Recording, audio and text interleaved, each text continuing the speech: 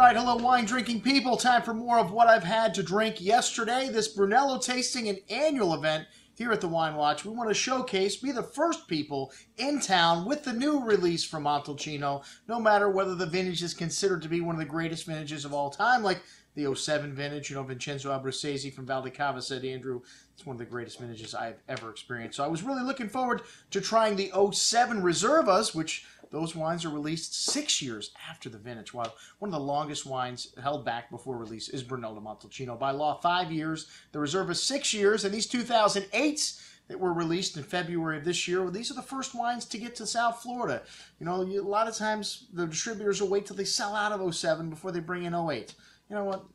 We don't care at Wine Watch if we have 5 vintages. Actually, I'd rather have 5 vintages of Valdicava on the shelf. Unfortunately, or fortunately, these wines sell. And one of my favorite wines, and again, showed why it's one of the greatest wines in Montalcino. The 08, I think, for many people was the wine of the night. Well, we sold more of that than any other wine. So for me, that means it's the wine of the night. The one we sell the most of is the one that people like.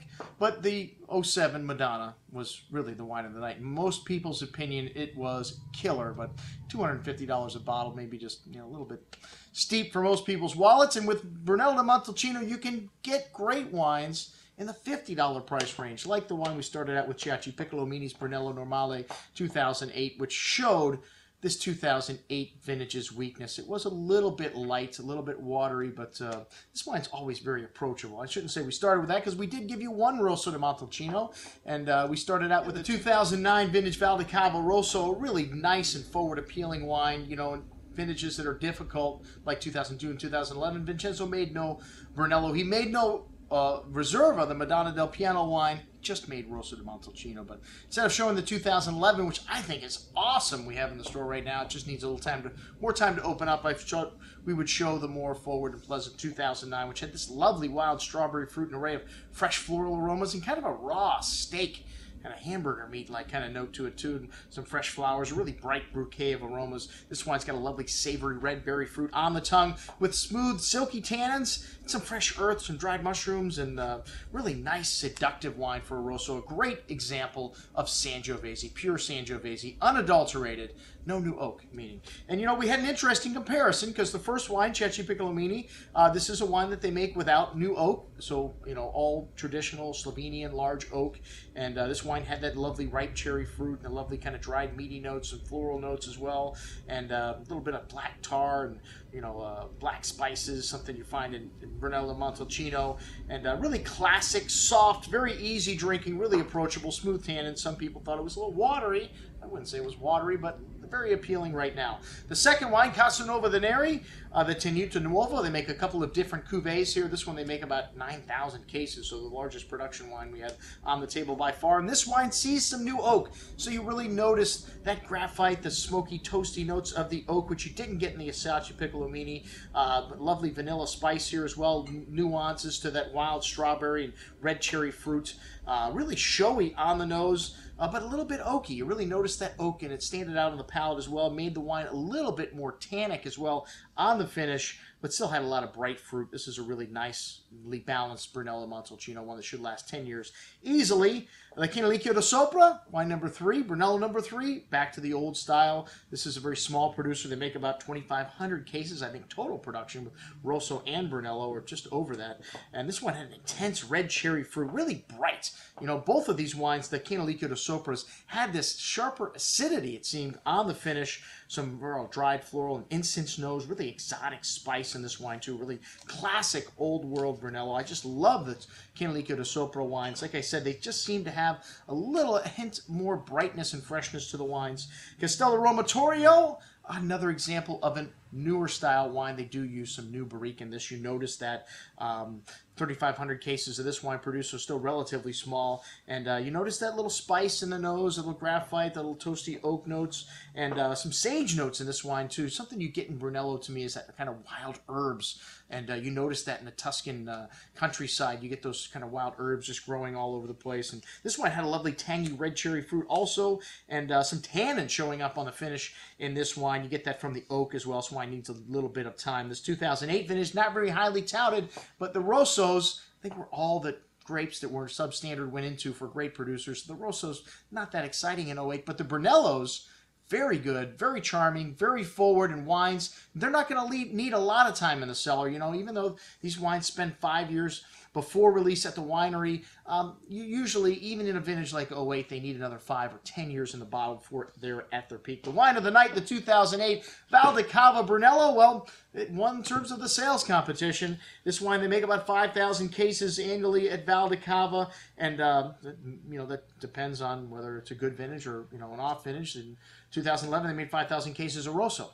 And, you know, they made usually 1,000, 1,500 cases of Madonna del Piano, a couple thousand cases of Brunello, a couple thousand cases of Rosso, and that adds up to about 5,000 cases total anyways. Fresh earth and herbs, truffle-like notes dominating the aromas at first. This wine took a little time to open up, some licorice spice, really nice complexity on the nose after about 30 minutes. And very forward wine for a young Val di Cava. You know, usually Val di Cavas are the least expressive wines, but like I said, this 2008 vintage, you're not going to need a lot of time. These wines rather showy right now, kind of really lovely nuance in this wine, some bright red berry fruit and layers of spice and earth nuance.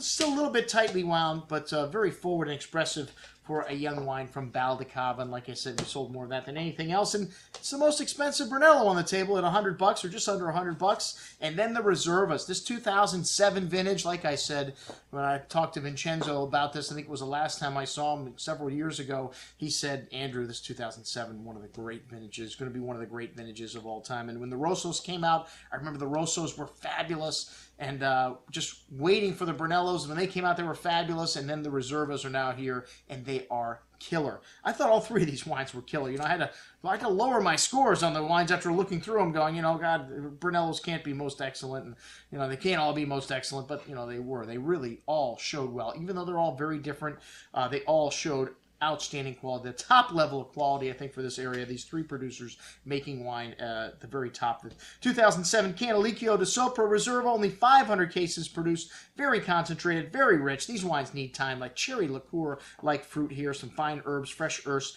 a very elegant style, but lots of structure in this wine. You get some new oak in this, some spice. I'm sorry, not in the Canalicchio, you didn't, but this wine does have a little exotic spice to it as well. Some mushrooms, kind of a potpourri of dried floral notes and nuance. Just most excellent juice. One of the wines of the night, but all three of these different qualities, but outstanding. The Castello Romatorio, only 700 cases produced. You get notes of pencil lead in the nose, that graphite, that toasty oak notes showing there. Some red cherry liqueur-like fruit also. An array of fresh flowers.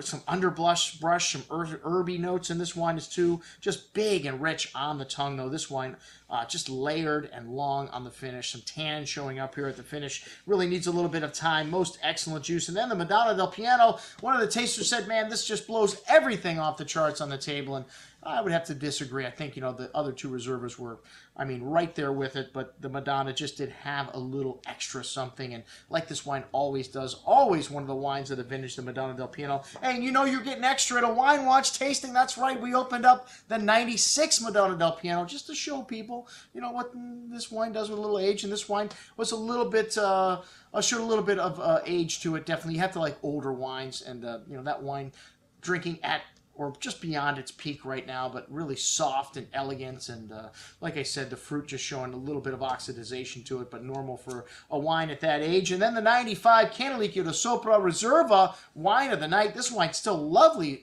fruit in this wine, lovely freshness, and those tannins just soft and velvety right now. This wine drinking at its peak in 1995, a killer vintage, 5-star vintage by the Tuscans, the Italian wine people standards. The Gambero Rosso gave it 5 stars. The press in this country not quite as crazy about it because it was a classic style. These wines much longer lived, I think, than the 97s, which the press jumped all over in this country. But hey, like I said, you know you're getting something extra at a Wine Watch event. We always bring a few extra bottles out, and it's very important with a wine like Brunello di Montalcino to show you, our wine drinking people, why you keep this wine in your cellar another 10 years after release. All right, that's what we had to drink at our 2008 Brunello tasting. I'm your host, Andrew Lamposoni, signing off for the Wine Watch, saying remember, always drink the good stuff first.